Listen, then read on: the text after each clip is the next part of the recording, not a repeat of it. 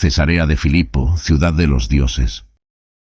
Conocida como Panaeón o Panius, en el período helenístico, y Cesarea de Filipo, en el período romano temprano, figura una sola vez en la historia de la Biblia. Jesús se dirigió con sus discípulos a las aldeas de Cesarea de Filipo. Preguntó a sus discípulos, quien dijo: «¿Quién dice la gente que soy yo?». Y le respondieron: «Juan el Bautista y otros, Elías y otros uno de los profetas». Él les preguntó: «¿Pero quién decís que soy yo?». Pedro le respondió: «Tú eres el Mesías». Y les ordenó severamente que no hablaran a nadie de él.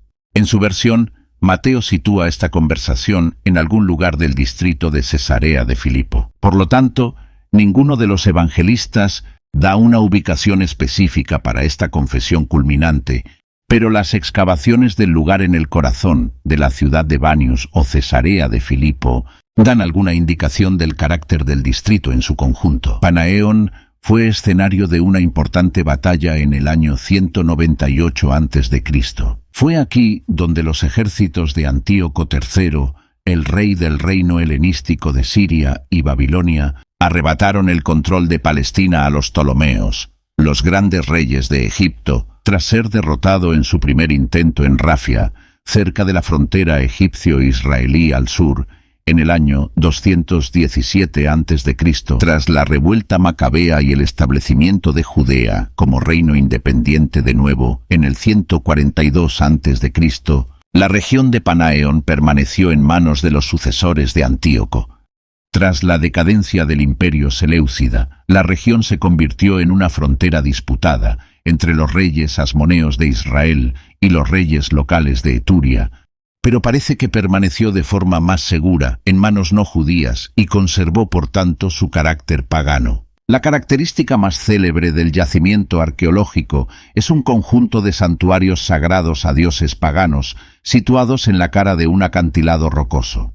De la boca de la cueva manaba antaño un poderoso manantial, que sigue siendo una de las fuentes del mar de Galilea y del río Jordán, junto con los manantiales de la cercana Teldán. Los movimientos sísmicos del siglo XIX alteraron los canales subterráneos con el resultado de que el manantial emerge ahora a cierta distancia de la gruta. En la época helenística, sin embargo, este era un escenario perfecto para el culto a uno de los principales dioses asociados con la naturaleza, Pan, de quien la zona tomó el nombre de Panion. Alrededor de esta cueva crecieron varios santuarios y recintos sagrados.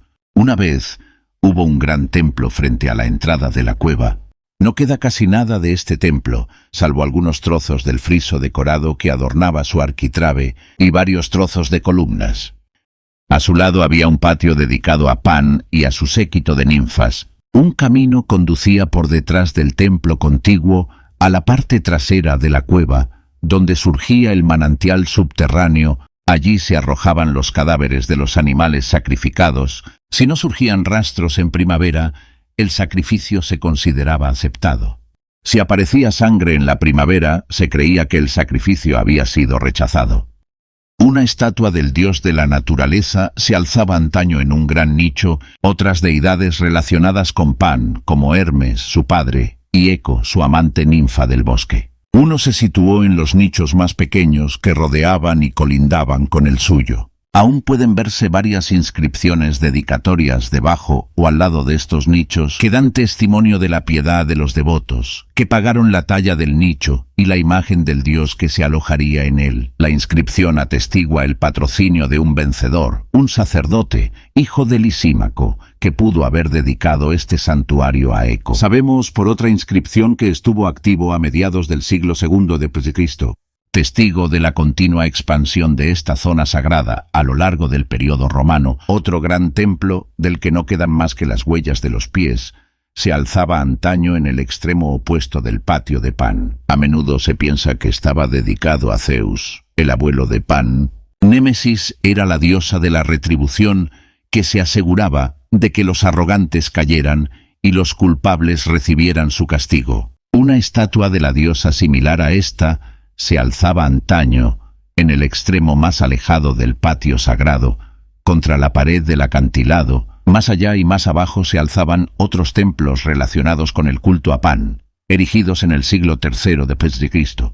También se han encontrado en la zona varios altares pequeños, algunos conteniendo agua sagrada y otros acondicionados para la quema de incienso. Algunos imaginan que este fue el escenario de la pregunta de Jesús y de la confesión de Pedro, sobre todo al oír las resonancias de la versión más larga de Mateo, de la respuesta de Jesús a Pedro rebotando en esta particular pared del acantilado. Te digo que tú eres Pedro, y sobre esta roca edificaré mi iglesia, y las puertas del Hades no prevalecerán contra ella. A pesar de que el manantial de agua surgía de una profundidad insondable en la parte posterior de la gruta, hay pocas pruebas que sugieran que la cueva era conocida de hecho como las puertas del Hades. Tales lugares eran ciertamente conocidos en el mundo griego, pero siempre estuvieron asociados al culto de Hades en Roma, Plutón, el hermano de Zeus y dios del inframundo. Y si Jesús hubiera querido reivindicar la construcción de su iglesia sobre la roca actualmente ocupada por santuarios paganos, cuyo nombre significa en griego la roca, lo que ha señalado a los lectores en otra dirección durante milenios, en el año 20 a.C., casi 2 décadas después del nacimiento de Jesús, toda la región de Eturia, incluido Panaeón, pasó a formar parte del reino de Herodes el Grande.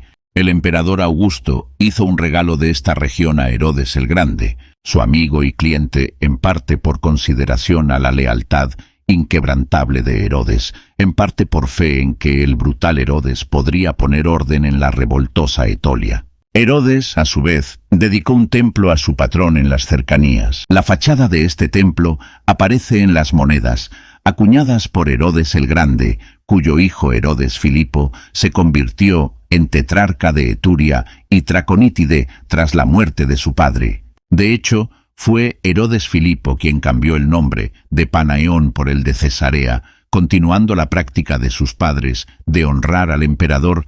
Como la ciudad costera de Cesarea ya estaba bien establecida, la ciudad del norte pasó a llamarse Cesarea de Filipo.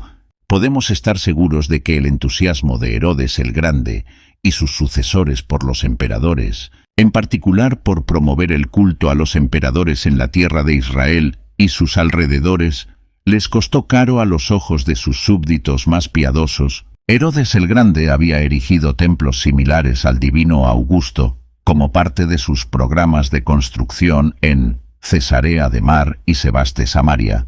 Algunos sugieren que se trata del templo que se alzaba junto a la boca de la Gruta de Pan, aunque quedan muy pocos restos que permitan identificarlo claramente. Es posible que se haya descubierto un candidato mejor a solo 3 kilómetros al suroeste de la gruta, en Korbat Amrit. Este templo habría sido mucho más grandioso y habría ocupado un lugar destacado junto a una importante carretera norte-sur que conducía de Beit Shan a Damasco, la puerta de Eturia. Los restos muestran un templo más antiguo de finales del siglo I a.C., que había sido ampliado a principios del siglo II después de Cristo. Los contornos del antiguo podio, más pequeño, siguen siendo claramente visibles dentro de la ampliación posterior, con un hueco de 1,5 metros entre los muros. Originalmente era un templo con 4 columnas a lo largo de la fachada, al que solo se accedía desde una escalinata en el lado frontal, de estilo romano y concretamente al estilo de muchos otros templos imperiales de todo el imperio, como el bien conservado templo de Augusto en Pula, Croacia. El impresionante templo original de Korbat Amrut medía 1,5 por 1,8 metros en la base, y probablemente se alzaba 1,8 metros sobre el nivel de la calle. La exquisita factura de la mampostería herodiana, con piedras rematadas con un resalte liso y encajadas perfectamente y sin argamasa, sigue siendo visible en los espacios interiores de la estructura más antigua. El propio Josefo, que escribe sobre el templo, da testimonios contradictorios que sitúan el templo en Panión y su guerra judía, pero cerca del lugar conocido como Panión y sus antigüedades judías. Fue este el telón de fondo de la audaz confesión de Pedro. Tú eres el Mesías, el Hijo del Dios vivo en la región de Cesarea de Filipo. Podríamos encontrar aquí, en la versión de Mateo de la confesión de Pedro, al menos una crítica implícita al templo imperial.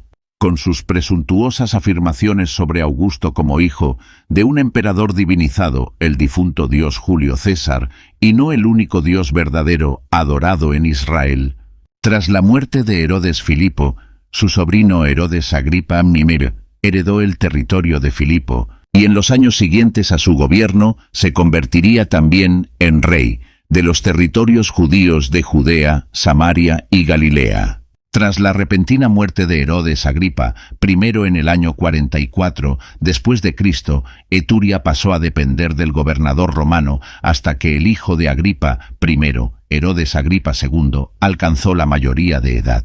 Cesarea de Filipo, rebautizada Neronio por Agripa II, en honor del entonces emperador reinante, se convirtió en la capital de su pequeño reino en el norte de Israel, que gobernó desde el año 53 hasta finales del siglo I después de Cristo.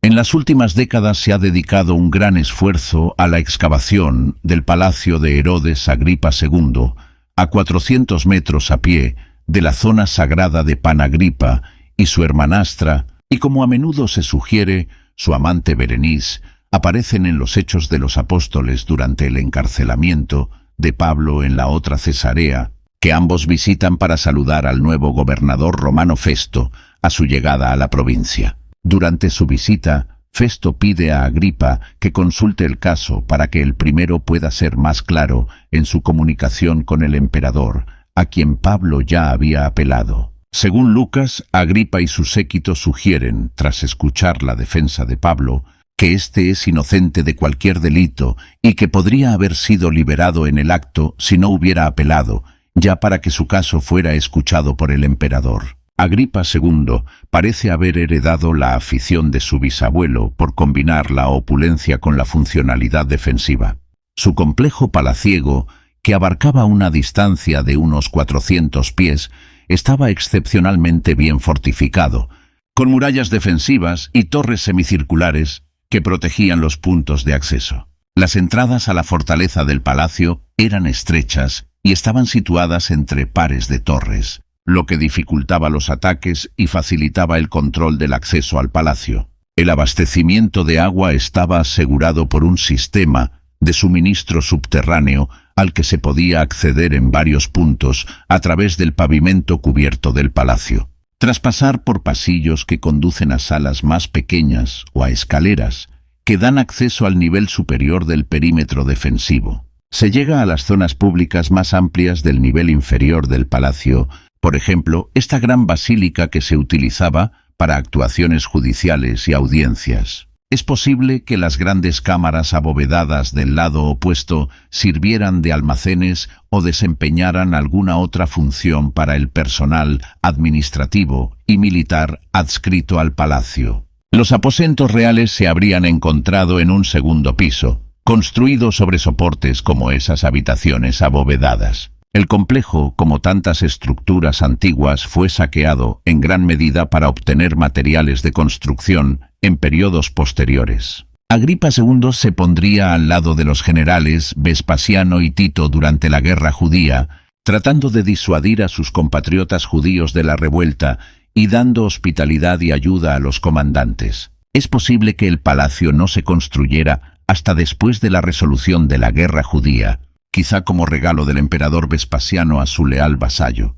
Tanto Vespasiano como su hijo Tito pasaron una temporada en Cesarea de Filipo como invitados del rey Agripa II, iniciando este último una relación amorosa de una década con Berenice que, según el historiador romano Suetonio, estuvo a punto de acabar en matrimonio por deferencia al sentimiento romano, que sin duda no podía soportar la idea de que una reina de un pueblo sometido se convirtiera en la primera dama de Roma. Tito acabó rompiendo la relación y envió a Berenice de vuelta con su hermano Agripa. Su asociación sin hijos puso fin a la dinastía herodiana en Israel y sus alrededores.